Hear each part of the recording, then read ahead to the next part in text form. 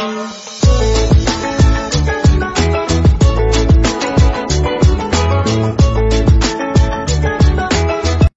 The lord. ప్రభువైన యేసుక్రీస్తు వారు ఈరోజు మనకు అందిస్తున్నటువంటి వాగ్దానం గలతీయులకు రాసిన లేఖ 3వ అధ్యాయం 26వ వచనం.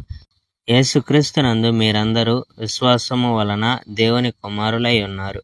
మరి అలాగైతే ధర్మశాస్త్రం దేవుని వాగ్దానాలకు విరుద్ధమా? ఎనటి కాదు. ధర్మశాస్త్రానికి అనంత జీవితాన్ని ఇచ్చే శక్తి ఉంటే దాని ద్వారా నీతిమంతులం అయ్యేవాళ్ళం. కానీ లేఖనాల్లో ప్రపంచం పాపాల్లో చిక్కుకుపోయి ఉంది అని రాయబడి ఉంది.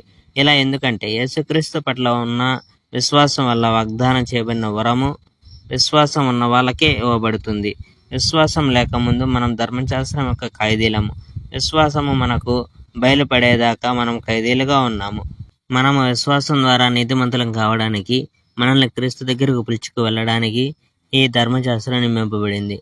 ఇప్పుడు ఆ విశ్వాసం వచ్చింది కనుక ధర్మశాస్త్రానికి మనపై ఏమాత్రం అధికారం లేదు. యేసుక్రీస్తులో మీకు విశ్వాసం ఉండడం వల్ల మీరంతా దేవుని పుత్రులయ్యారు. ఎందుకంటే క్రీస్తులో బాప్తిస్మం పొందిన మీరు క్రీస్తును ధరించుకున్నారు.